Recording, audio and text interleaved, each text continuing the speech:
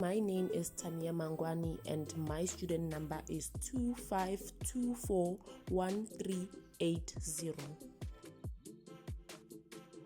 My name is Dimpo Mohopi and my student number is U254644389. My name is Lilian Tava and my student number is U25633679.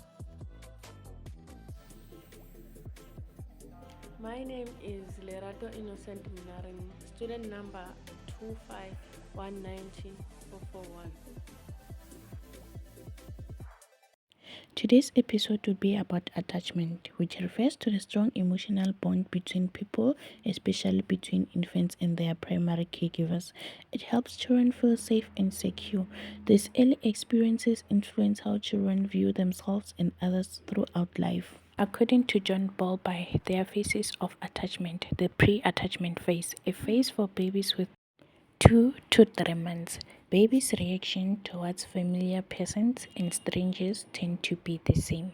They smile at anybody and they are comforted by anyone. They usually don't know the difference between a stranger, a familiar person, or their caregivers or their grandparents or people that are close to them. The second one is the attachment in the making phase. This phase lasts for about 3 to 6 months. It is characterized by babies' different reactions to familiar and unfamiliar people. There is a greater degree of attachment between the baby, the mother, and the primary caregiver rather than a stranger. They can differentiate between the caregiver and a stranger. They tend to be angry when a stranger approaches them or takes them, but they remain calm and smile when their caregivers hold them back or show comfort to them. They are not comforted by strangers. They remain calm in the presence of a familiar person. The third one is the clear-cut attachment. It lasts from 6 months to 2 years. Attachment to the caregiver may be noticeable as the babies can crawl or walk to where their caregivers are and even cry when they leave. Attachment between them is strong. There are 3 types of attachment. The first one is secure attachment, where babies feel safe, cry when the mother leaves, and they are happy and calm when she returns. The second one is the avoidant attachment, where babies don't show any emotions or much emotions when the mother leaves or returns. They just continue being ignorant or playing. Mother's presence is ignored. The third one is the ambivert or resistant attachment, where babies are very anxious and when the mother returns, they want comfort but also resist it when offered the comfort. 3 factors affecting attachment. The temperament of an infant. When the baby is just being difficult and the mother or parent does not have patience, it could lead to the baby having attachment issues. The third one is the working mother. If the mother is working in a frustrating environment, leading to her having stress, the baby might be affected and end up having negative attachments with her. The third one is the psychological factors such as poverty and unhealthy marriage.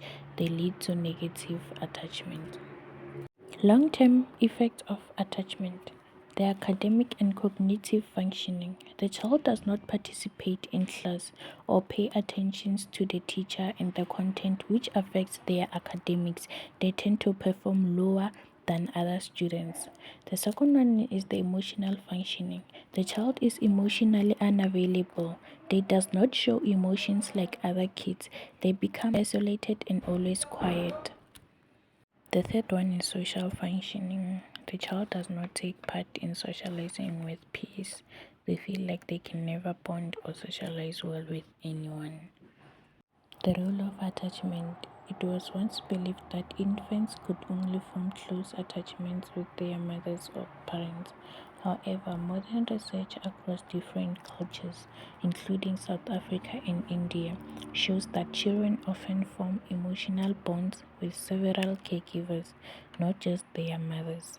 These caregivers include teachers, grandparents, friends, and other family members.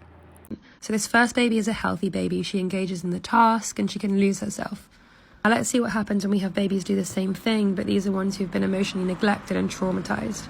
So this baby immediately seems more worried. She kind of tries to play, but she starts looking around the room, looking at the experimenters just to make sure that everything's safe. She can't really get into the task.